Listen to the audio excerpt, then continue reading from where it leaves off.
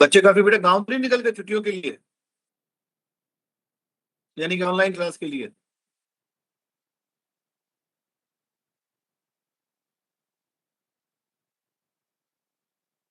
फिर आवाज आ रही है? सर हमारे इल्म में नहीं आया कि निकल गए नहीं निकले। बेटा आप लोग की आवाज क्लियर नजर नहीं आ रही, मुझे पता नहीं क्यों। जी सर, आवाज नहीं आ रही आप नेटवर्क लोगों इशू की। चल रहा है। हाँ मेरे ख्याल में इंटरनेट, मेरे पास भी सिग्नल वीक आ रहे हैं। सर लोड पड़ा हुआ है ना ऑनलाइन क्लासेस की। बेटा अभी इस हफ्ते जो कल जो नोटिस जारी हुआ है, उस इस हफ्ते आपकी ऑनलाइन क्लासेस होंगी नेक्स्ट, जिसमें 2 दिन आपके प्रैक्टिकल्स होंगे और उसमें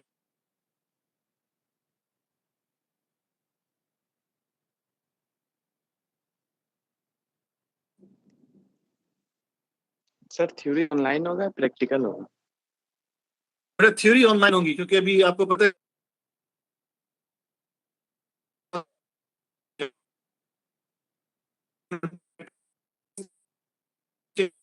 ना।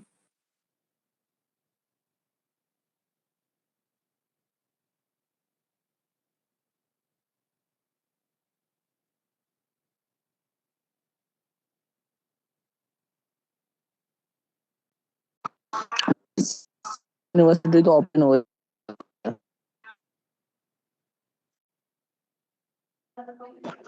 यूनिवर्सिटी वगैरह तो कल ओपन हो रही है सारी। बेटा देखें, दूसरी यूनिवर्सिटीज रमजान में ऑनलाइन नहीं गई थी ना, हमारी जो डायनामिक्स है वो डिफरेंट है। आपने दूसरी यूनिवर्सिटी से पता किया है कि वो रमजान के दौरान फिजिकल क्लासेस ले रहे थे या ऑनलाइन ले रहे थे? सर उनकी तो फिजिकल हो रही मैं वही कह रहा हूँ ना कि सिर्फ हमने है जो ऑनलाइन क्लासेस लेते रमजान में, और अब सारी बातें, और एग्जाम भी हमारे एग्जाम उसके रमजान के फौरन बाद हुए हैं, और सिर्फ 3-4 दिन की बात है, यानी कि आज ट्यूसडे और फ्राइडे तक, कि अगर ये क्लासेस ऑनलाइन ली जाएं, और चूंकि कल रात को वैसे ही यूनिवर्सिटी ने नोटिफिकेशन जारी किया था कि भाई 31 उससे मार्च से, यानी कल से, सॉरी आज से क्लासें जो होंगी वो सारी ऑनलाइन होंगी, लेकिन अचानक ये एचईसी का और फेडरल गवर्नमेंट का जो नोटिस आया कि 1 अप्रैल से आप यूनिवर्सिटी जो है वो रिज्यूम कर सकती है फिजिकल क्लासेस, तो अभी यूनिवर्सिटी बेटा डिसाइड करेगी कि वो क्या करती है इस बारे में।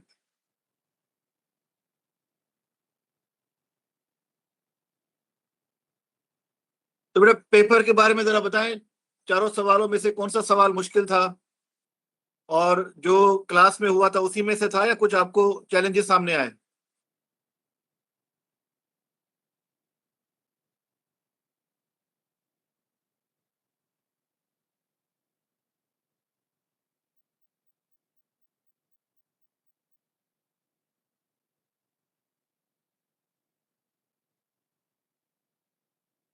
जी बेटा।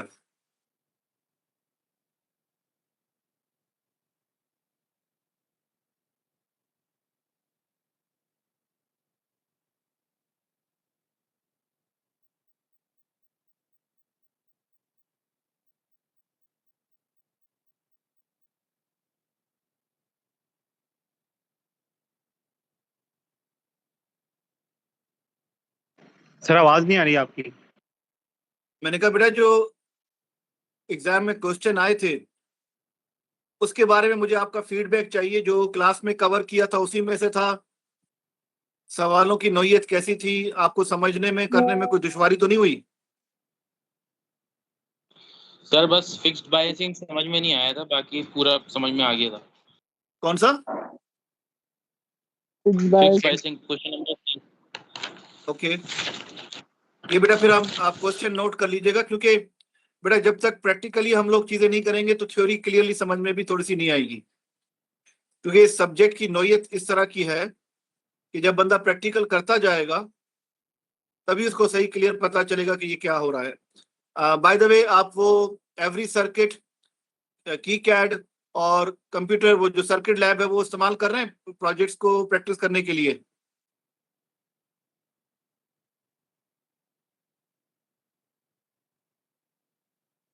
सर सिस्टम सपोर्ट नहीं कर रहा हमारा।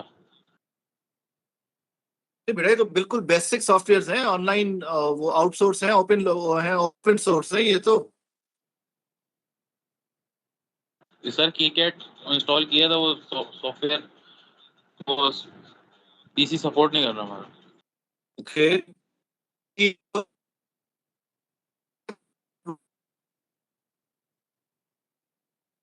जी सर, कर सकते।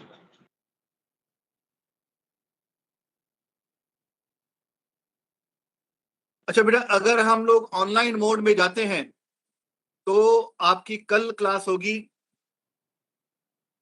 11 से 1 बजे तक, you remember? Yes sir. Yes sir. अच्छा, और अगर फिजिकल क्लासेस कल से होती हैं, क्योंकि रात को भी कोई नोटिफिकेशन आ सकता है, तो आपकी कल सुबह को जो है ग्रुप 2 की लैब है।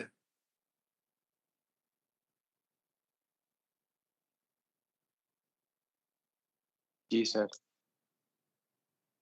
Yes yes sir. Sir. Okay.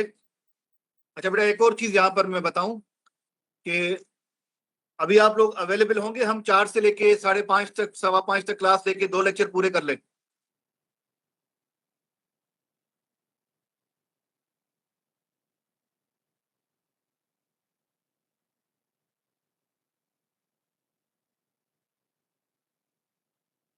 Sir थोड़ी नेटवर्क इशू है ऊपर है सर, हम 9 बजे से क्लासेस ले रहे हैं, उसमें भी नेटवर्क इशू आ रहा था। हम ये बेटा सर कंटिन्यूस क्लासेस चल रही हैं। बीच में 10-15 मिनट का ब्रेक ले लेंगे, कोई इशू नहीं है वो तो। वजह बेटा ये है कि अभी आपका ये प्रॉब्लम हो रहा है क्योंकि 5 फरवरी बीच में एक जुम्मे की छुट्टी हुई थी, आपको याद होगा कि ये जो फ्राइडे था एक, जिसमें आपकी 2-2 4-4 क्लासें, बल्कि 6 क्लासें जो हैं वो शॉर्ट हो गई हैं, और अब हमारे पास टाइम थोड़ा है, और इस दौरान अगर हमने वो जो लेक्चर्स पूरे नहीं किए तो आपकी अटेंडेंस बेटा शॉर्ट हो जाएगी। सर एक सवाल था। हाँ सर फिजिकल क्लास में आप कर लीजिएगा सर, फिजिकल क्लासेस में, ताकि हमें सही से समझ में भी आ जाए। बेटा, हम यस दोबारा सर, देखें, फिजिकल में ले लेगा। क्लासेस तो हम कंटिन्यू करते रहेंगे, ऐसे नहीं कि फिजिकल क्लासेस नहीं होंगी। अगर फॉर एग्जांपल फिजिकल क्लासेस का हमें इंस्ट्रक्शन मिलती है, वो तो हम लेंगे ही लेंगे, लेकिन हम सेफ साइड पे अपने लेक्चर पूरे कर ले ताकि अटेंडेंस का इशू ना हो।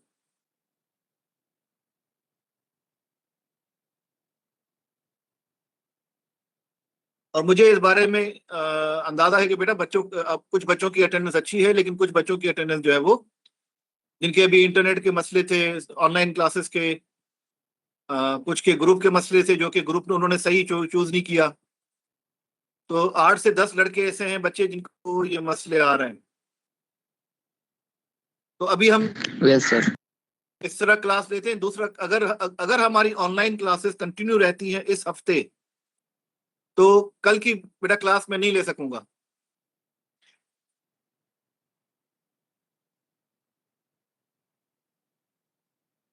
Okay sir. और वो क्लास फिर हम, आप लोग तय करें सैटरडे को लेंगे या संडे को, टाइम आपके ऊपर है। सर ऑनलाइन क्लासेस कब तक चलेंगी, आज ही या कल से? बेटा ऑनलाइन क्लासेस अगर हमारी कंटिन्यू रहती है तो इस हफ्ते तक चलेंगी।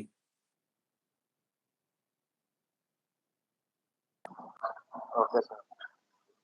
बेटा आप लोगों की आवाज बहुत ही धीमी आ रही है। सर संडे वाले दिन क्लास नहीं रखेगा। बेटा मैंने आप पे छोड़ा है ना, आप सैटरडे संडे चले, संडे आप लोग, मैं भी एग्री करता हूँ कि संडे नहीं, सैटरडे को हम 1-1.5 घंटे की क्लास लेके अपने लेक्चर्स पूरे ताकि बेटा आखिर में फिर आपकी अटेंडेंस का प्रॉब्लम ना आए। ठीक है सर, कल वाली क्लास होगी तो वो फिर आप सैटरडे वाले दिन रख लीजिएगा। इंशाल्लाह। अच्छा बेटा, मैंने कुछ एक लिंक भेजा था किसी स्टडी के लिए, वो आपने कुछ फिल किया है? वो सर अभी आज करूंगा, आपने एक दिन का टाइम दिया ना सर। वाह वाह वाह वाह वाह, हमेशा आप करें करें आप- तो कोशिश करें, काम को निपटाते हैं, छोटे छोटे काम है इनको पेंडिंग में मत रखा करें, ये गलत प्रैक्टिस है हमारे पास। कोशिश करें पहले ही टाइम पे काम करके छुड़ाएं ताकि रिलैक्स हो और दूसरे कंस्ट्रक्टिव कामों की तरफ तवज्जो कर सकें।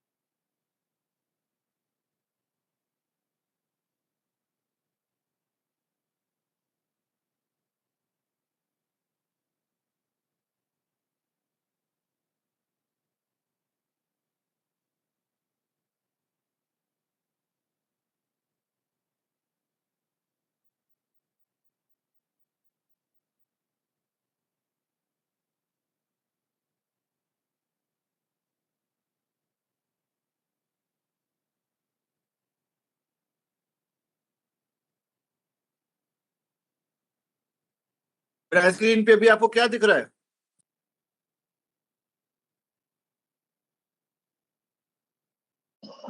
ऑब्जेक्ट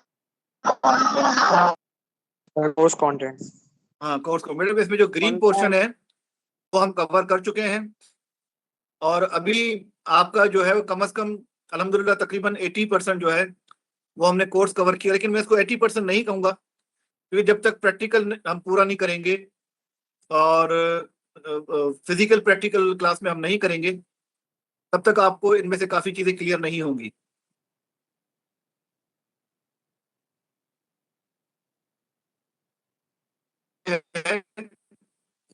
कि ये कंटेंट्स इलेक्ट्रॉनिक्स डिपार्टमेंट में जिनका ये फाउंडेशन या कोर सब्जेक्ट है, लेकिन हमारे लिए ये एक इलेक्टिव सब्जेक्ट है जिसमें आपको एक उसकी एप्लीकेशन की नॉलेज होनी चाहिए।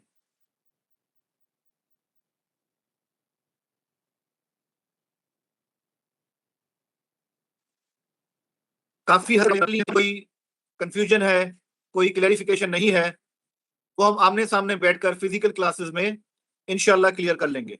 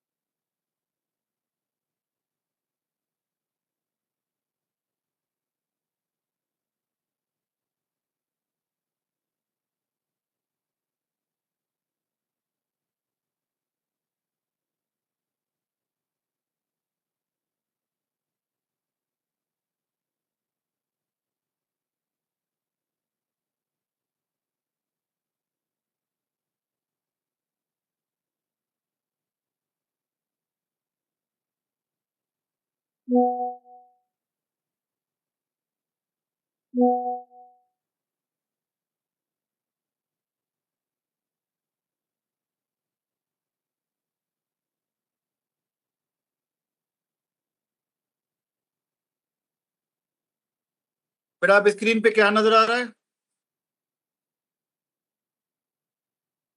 Model predictive control. जी बेटा। बेटा मैं थोड़ा सा आज आपकी एप्लीकेशंस की तरफ तवज्जो चाहूंगा। ये बेटा मेरे प्रोजेक्ट्स हैं जो मैं इलेक्ट्रॉनिक साइट पे प्रिडिक्टिव कंट्रोल। जी बेटा, मैं आपको ये जो अभी दिखा रहा हूं ये कंट्रोलर डिजाइन है और hardware implementation using dynamic mathematical models.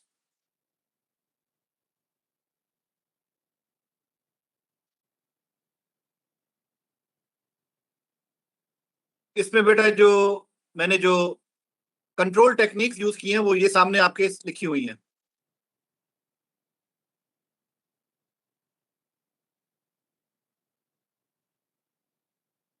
मैंने जो सॉफ्टवेयर इसमें इस्तेमाल किए हैं वो ये सारे सॉफ्टवेयर मैंने यहाँ पे लिखे हुए हैं। मैंने हार्डवेयर इस्तेमाल किया है वो बेटा ये सारा हार्डवेयर आपके सामने लिखा नजर आ रहा है आपको। इसमें मैंने आर्डिनो यूज किए हैं, रास्पबेरी पाई, हॉल इफेक्ट मैग्नेटिक एनकोडर जो कि हमें फिर है स्पीड का। मैं बेटा फौरन इस पे जा रहा हूं, प्लीज मुझसे सवालों का बेटा सिलसिला जारी रखें। हमारी तवज्जो है एप्लीकेशन पे। ये बेटा मैंने इंजन पे काम किया था, इससे आपका भी ताल्लुक नहीं, लेकिन मैं बताना चाह रहा हूँ थोड़ा सा।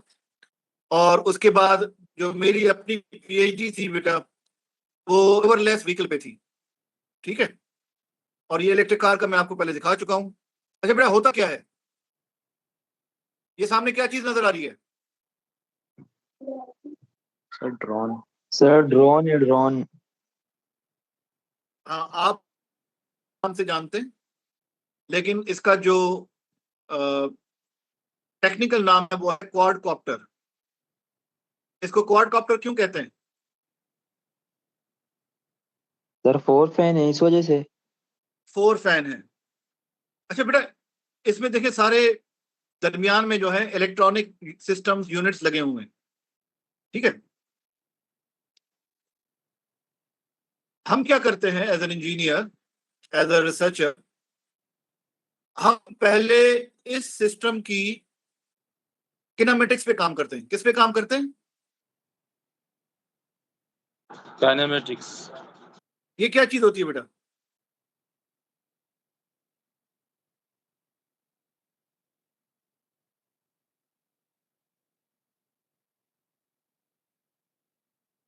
ये कोई बता सकता है क्या चीज है बेटा? सर डायमेंशंस होती हैं शायद।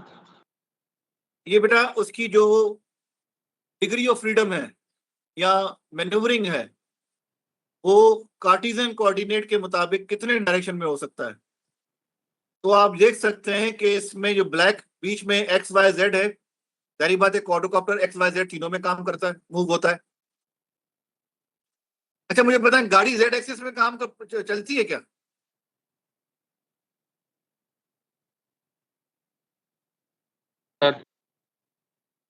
बेटा जब इंक्लाइन जाती है तो करती है, लेकिन साइडवेज चल सकती है।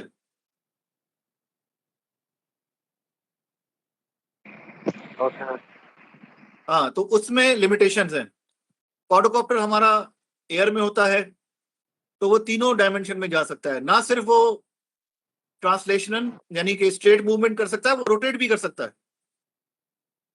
तो आप देखें तीनों एक्सिस के साथ एरोज भी गिवन है जिनको हम रोल, पिच और यॉ कहते हैं। ये इसकी किनेमेटिक्स है, यानी कि इसके 6 डिग्री ऑफ फ्रीडम है। गाड़ी के सिर्फ 2 डिग्री ऑफ फ्रीडम होते हैं।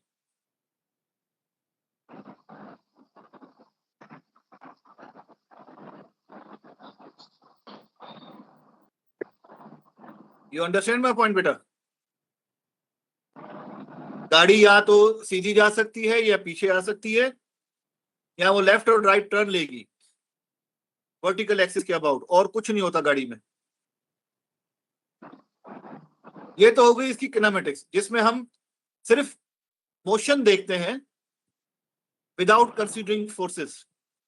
लेकिन अब हम बात करते हैं गाड़ी की डायनामिक्स की। सर डायनामिक्स जब गाड़ी आगे टॉप पे चढ़ रही होती है तो वो वाई एक्सिस पे भी शायद कर रही होती है। लेकिन बेटा वो देखिए वो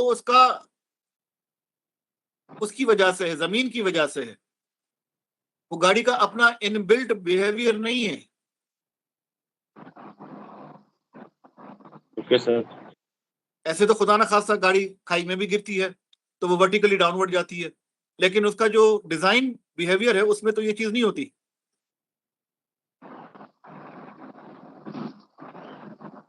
खुदा ना खास्ता एक्सीडेंट होते तो गाड़ी पूरी रोल होके रोटेट होके मुख्तलिफ एंगल से वो तबाह हो जाती है, लेकिन वो उसका नॉर्मल बिहेवियर या उसके डिजाइन एस्पेक्ट्स में चीज नहीं आती कैलकुलेशंस के दौरान या उसकी एनालिसिस में जो हमें मैथमेटिकल मॉडल चाहिए।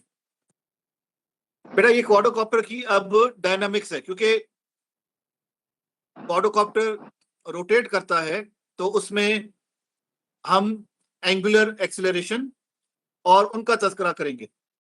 इसकी बेटा डिटेल में मत जाइए, मैं सिर्फ ये कह रहा हूं कि ये इसकी इक्वेशन बनती है, ठीक है। तो इसकी कुल मिला के 6 इक्वेशन बनती हैं, x y z, theta phi और उसमें ये गैमा तो नहीं है, ये इसको जीटा कहते हैं मेरे ख्याल में, तीसरा जो है। सिमिलरली ये इसकी 6 इक्वेशन बनी, ठीक है। अब मैं जंप कर रहा हूं स्ट्रेट अवे जहाजों पे। पहले हम क्वाड्रोकॉप्टर की बात कर रहे थे जो कि रोटरी विंग होते हैं, जहाज जो होते हैं वो फिक्स विंग होते हैं। बेटा ऊपर के जो तीनों बने हुए हैं ये ओरिजिनल एक्चुअल है, और नीचे के जो तीनों मॉडल हैं वो मेरे स्टूडेंट ने बनाए हुए हैं।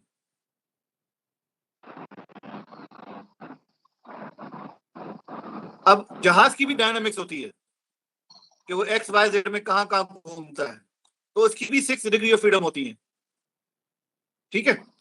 उसकी भी इक्वेशन बनती है। ये पीडीएफ सेंड जी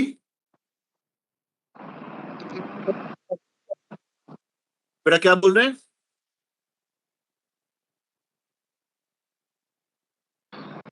सर ये कह रहे हैं सर ये जो PDF आप सेंड पढ़ा कर रहे दें हैं आप। पीडीएफ सेंड कर दें। ये पीडीएफ सेंड कर दूं? Yes sir. हाँ बेटा मैं सेंड कर दूंगा आपको, कोई मसला नहीं। अब देखें बेटा ये तो थी जहाज की इक्वेशन। अब आ गए हम अंडर वाटर में। जहाज उसमें सरफेस वाटर भी हैं, अंडर वाटर भी हैं, उसका भी हमारे पास जो है वो काइनेमेटिक्स है, उसकी भी डायनामिक्स है, उसकी भी 6 इक्वेशन होती हैं। 3 इक्वेशन सीधे चलने के लिए, 3 इक्वेशन रोटेशन के लिए। मैं बेटा स्विप करता जा रहा हूं ताकि आपको असल चीज इसमें बताऊं, ताकि आपको जहन में हो कि बेटा जो भी सिस्टम है डायनामिक सिस्टम उसकी इक्वेशन बनती है। इक्वेशन को हम कंट्रोलर में फीड करते हैं जो कि इलेक्ट्रॉनिक सिस्टम होते हैं। तो आप जो भी इलेक्ट्रॉनिक्स पढ़ रहे हो उसमें आप इस कोड को, इसके डायनामिक इक्वेशन को यूज कर सकते हैं। मैंने ये बहुत दफा किया हुआ है। अब जैसे बेटा मैं अभी आ रहा हूं सिंपल फॉर्म में, ये है डीसी मोटर, ठीक है। हर डायनामिक सिस्टम जो कि मोशन में होता है उसकी डायनामिक इक्वेशन बनेगी, लाजमी बनेगी, और वो होता है सेकंड लॉ ऑफ न्यूटन के थ्रू। तो बेटा ये है सिस्टम इक्वेशंस ऑफ मोटर।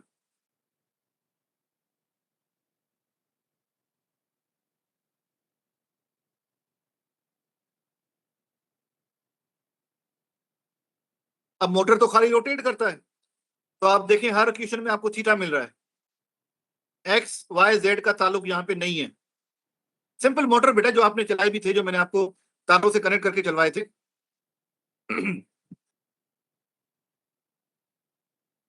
उस मोटर को बेटा हमने क्या किया कि मैं आगे लेके जा रहा हूं, एक सेकंड।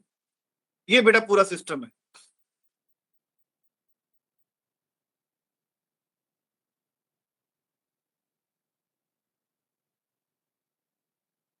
बेटा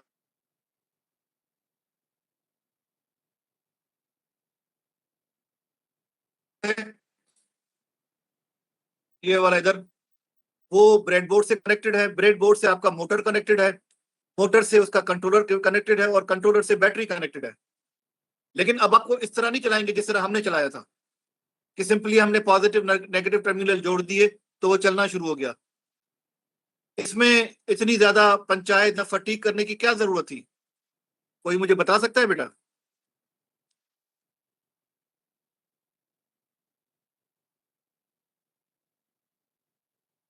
सर डायरेक्शन कंट्रोल करने के लिए। नहीं बेटा, डायरेक्शन नहीं, स्पीड कंट्रोल करने के लिए। इसमें बेटा मैंने माइक्रो प्रोसेसर इस्तेमाल किया है डीसी मोटर के स्पीड को कंट्रोल करने के लिए।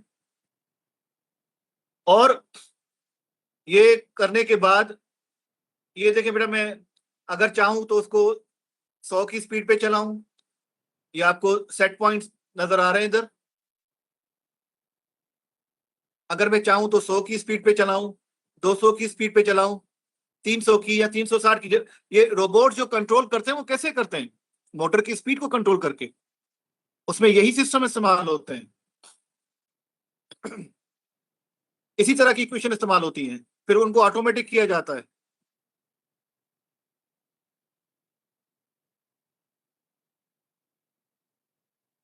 और बेटा ये मैंने इवन साइन वेव के तौर पे भी इस्तेमाल किए थे कि पहले स्पीड पॉजिटिव हो, 200 तक जाए, फिर नेगेटिव 200 तक, फिर पॉजिटिव 200, पॉजिटिव 100, 200, 300, 360। तीनों पॉइंट्स पे मैंने इसकी स्पीड सिमुलेट की थी।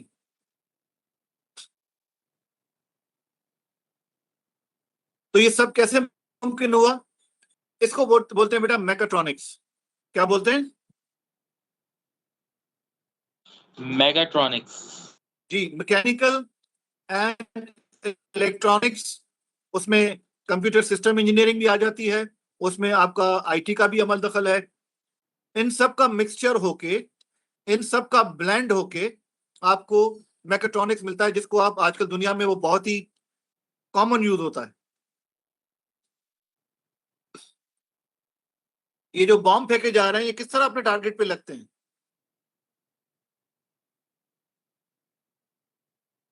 मेगाट्रॉनिक्स के थ्रू। या जो इंटरसेप्टर लगे हुए हैं जो कि बॉम्ब को जाके तबाह करते हैं, उनको कैसे पता चलता है कि प्रोजेक्टाइल, आने वाले मिसाइल का प्रोजेक्टाइल कौन सा है, और उन्होंने उसको कैसे रीड करना है बहुत ही थोड़े से टाइम में, और जाके उसको डिफ्यूज करना है। तो बेटा ये टेक्नोलॉजी बहुत जरूरी है आप सबको सीखना।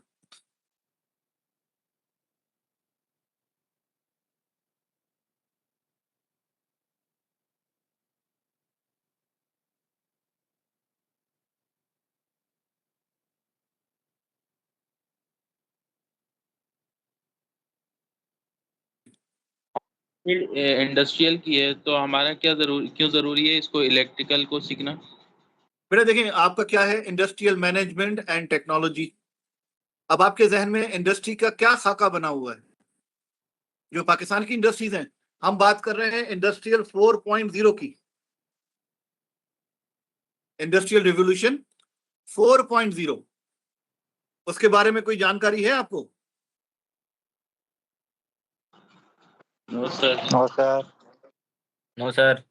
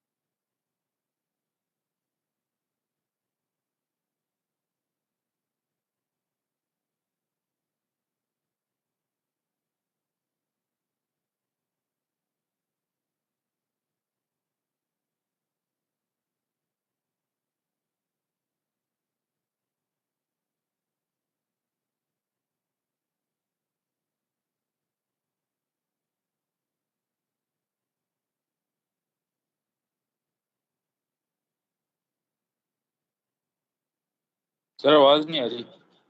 नहीं बेटा, मैं एक चीज सर्च कर रहा हूँ, 2 मिनट मुझे दीजिए खाली।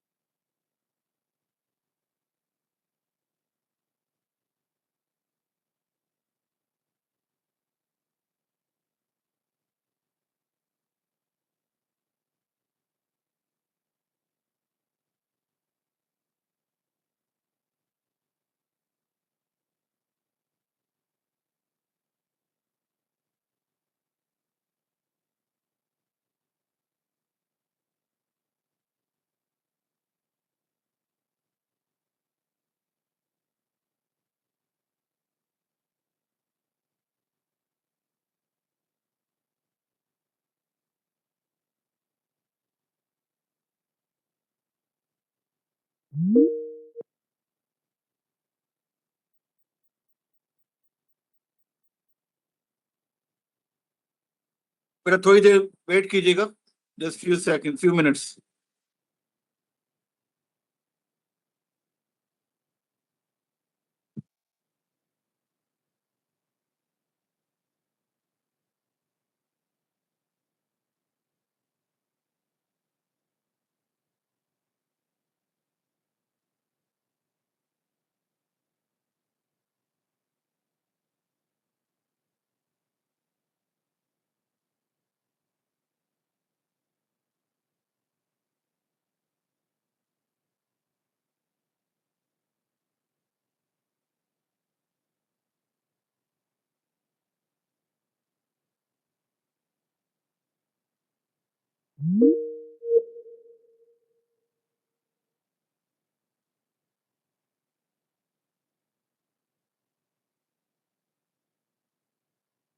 बेटा अभी प्रेजेंटेशन सामने नजर आ रही है? Industrial revolution 4.0। जी बेटा। अब बेटा शुरुआत कैसे हुई थी इंडस्ट्री की? मैं स्ट्रेट अवे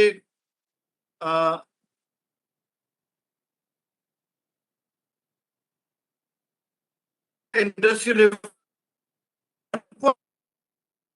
1870, इसमें स्टीम पावर फर्स्ट टाइम दुनिया में पहली दफा इंडस्ट्री में इस्तेमाल होता, तब हुई चीजें ये। तो इंसानों से बोझ थोड़ा हट गया था। ज्यादातर जो पहाड़ों पे मशीनों पे काम करते थे वो मैनुअली होता था, ट्रांसपोर्टेशन का, हर चीज का। तो इसमें जब इन्वेंशन हुई स्टीम इंजन की, तब फर्स्ट टाइम दुनिया ने एक टेक्नोलॉजी को अज्यूम किया, इस्तेमाल किया इंडस्ट्री में।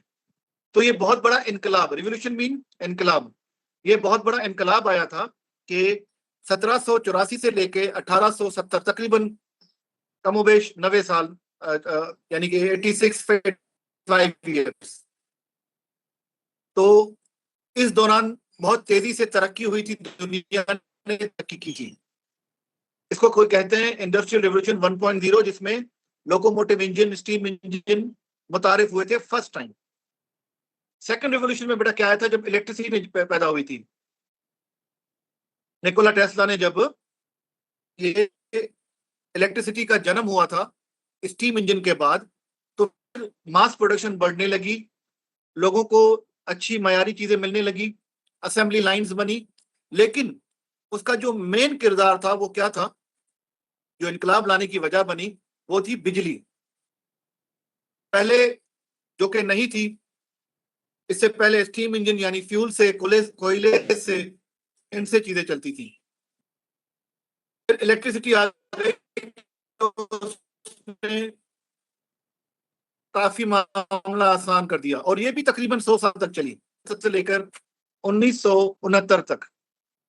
अब मुझे कोई बता सकता है थर्ड रेवोल्यूशन क्या हो सकता है? 1969 में क्या आया था ऐसा कि थर्ड रेवोल्यूशन कॉल हुआ था उसको?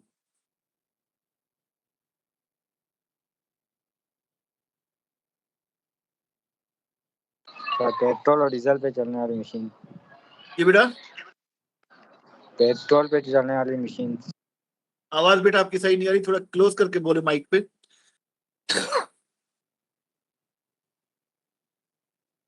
बेटा कंप्यूटर टेक्नोलॉजीज का यूज हुआ था। एग्जैक्टली, वेरी गुड बेटा। इसमें बेटा क्या हुआ था जिसको हम इंडस्ट्रियल रेवोल्यूशन 3.0 कहते हैं, ये 1970 से लेके अभी तक चल रही है। कंप्यूटर्स, इंडस्ट्री में कंप्यूटर्स का तारुफ हुआ और उसने तीसरा इनकलाब लाई इंडस्ट्री की हिस्ट्री में। और ये ऐसा नहीं कि एक चीज खत्म हो जाएगी दूसरी आ जाएगी। इलेक्ट्रिसिटी अभी भी चल रही है, स्टीम की वजह से इंडस्ट्री में इस्तेमाल हो रही है। अब सबका मिक्स हो रहा है, उसमें कंप्यूटर भी ऐड हो गए। ये हमारे पास इंडस्ट्रियल रेवोल्यूशन 3.0 था बेटा, और ये शुरू हुआ था यूरोप में और यूएसए में। उसके बाद बेटा चौथा जो रिवोल्यूशन है जिससे आप अभी गुजर रहे हैं, उसमें cyber physical, artificial intelligence, cyber security, big data, robotics और ये सब चीजें बेटा।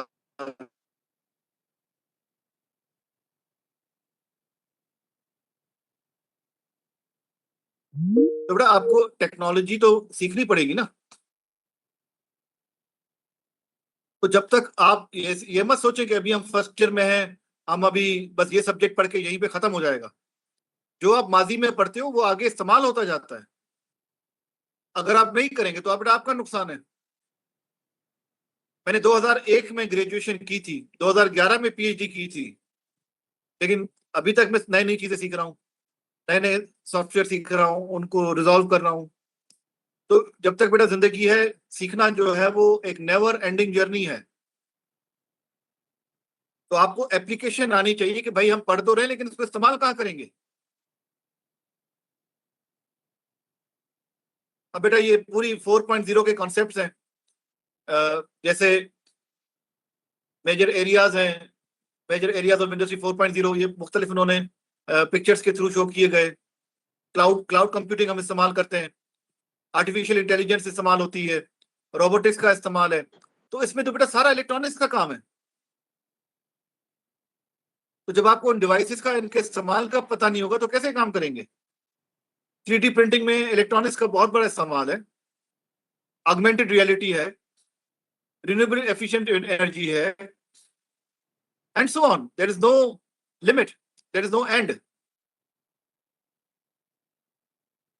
तो बेटा ये आपको समझ में आया?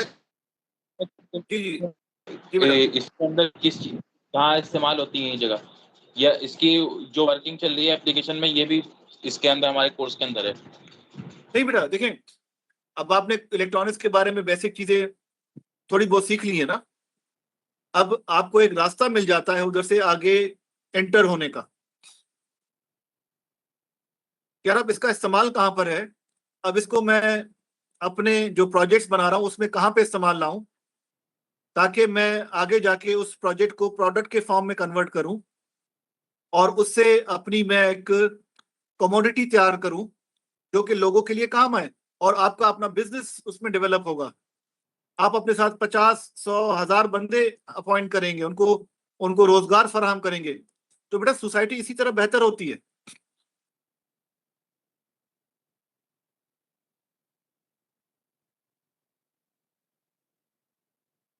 बेटा बहुत अच्छी प्रेजेंटेशन बनी हुई है इंडस्ट्रियल रेवोल्यूशन के बारे में, और आने वाले वक्त में आपको कौन कौन से स्किल्स के साथ अपने आप को तैयार करना है।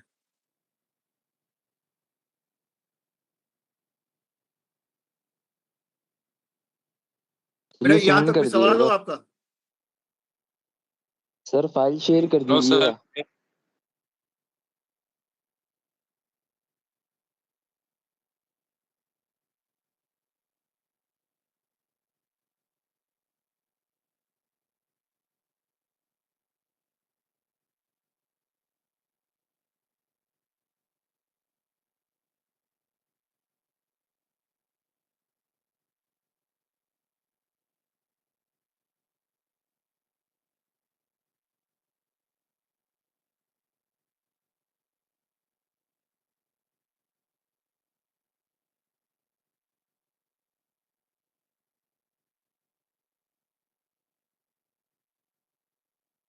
बेटा मैंने जो है कर दी है। Okay sir, thank you. तो बेटा अब आप ये देखें कि अभी हम तकरीबन हमारे 37-36 लेक्चर हो चुके हैं। तो अब आपको एक चीज सोचनी है कि अब हमने जो भी सीखा है ये कुछ भी नहीं है, इससे मजीद आगे हमने सीखना है। और उसके बाद हमें जो अहम काम करना है वो अपने प्रोजेक्ट्स को के बारे में सोचना है कि हम क्या करना चाहते हैं। पॉइंट बेटा ये इतने मैंने अपने आप को दिखाए। इसमें मैंने एक प्रोजेक्ट में एक चीज सीखी, दूसरे में दूसरी चीज, तीसरे में तीसरी चीज। इसी तरह मेरा सफर आगे बढ़ता गया कि मैं नई नई सीखने लगा। तो क्या हुआ कि मेरे पास एक अच्छी स्किल का कि हाँ यार मैं ये सब कुछ कर सकता हूँ। और उसको करने के बाद ही मेरे लिए एक आसानी हो गई कि काम को सही तरीके से सर अंजाम दूं। और अब मैं बेटा जा भी रहा हूँ प्रोडक्ट्स डेवलपमेंट की तरफ कि मैं अपने प्रोडक्ट्स इसमें खुद तैयार करूं और वो मार्केट में सेल करके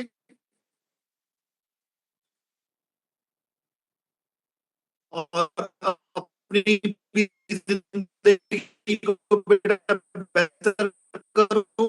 और जो मेरे साथ लोग काम करेंगे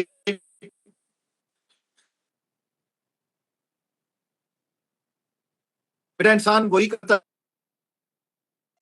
गुजरती है तो वो चाहता है कि किसी और पे वो ना गुजरे। देखें जो भी तकलीफ है, जो भी वो एक टेस्ट है। आपके ऊपर कोई भी मसाइल हार गिरता है वो एक अल्लाह की तरफ होता है। अब उसकी बताए जो ये कि आप ख्वार हो जाए लोगों के साथ कर, किस तरह लोग आपके साथ कर रहे हैं, एक आउटकम का ये। दूसरा आउटकम आप उन लोगों की हमदर्दी करें क्योंकि उनके हालात देखें। खाना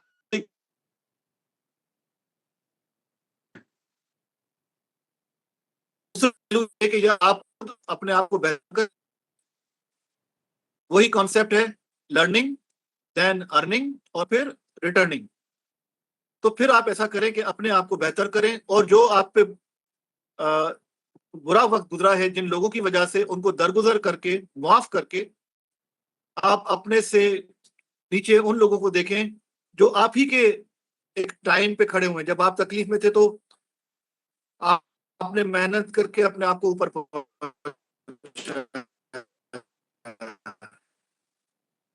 अपने आप को किसी हद तक को उन लोगों की तरह हाथ बढ़ाएंगे, मदद का हाथ कि भाई आ जाओ हमारे प्लेटफॉर्म पे।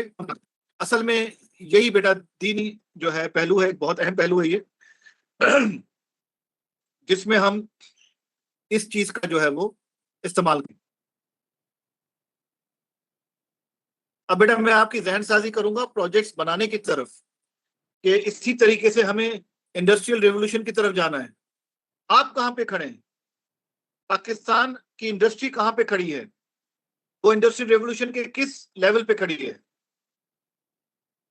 आपको बेटा कुछ इल्म है इसका?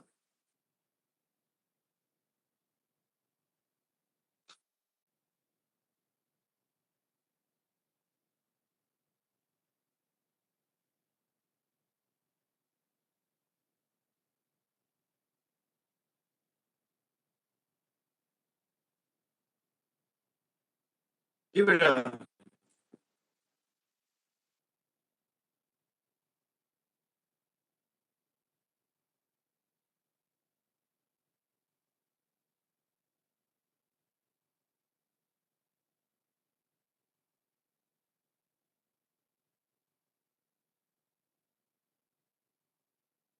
बेटा आवाज नहीं आ रही।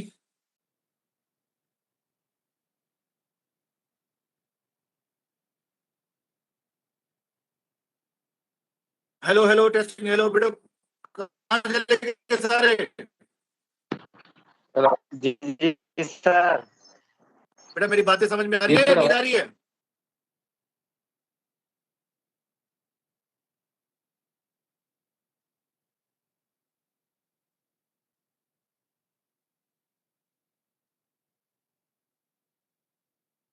चलिए फिर बेटा आज के लिए इतना ही काफी है, और कल मैं लेक्चर नहीं लूंगा, फिर आप लेक्चर,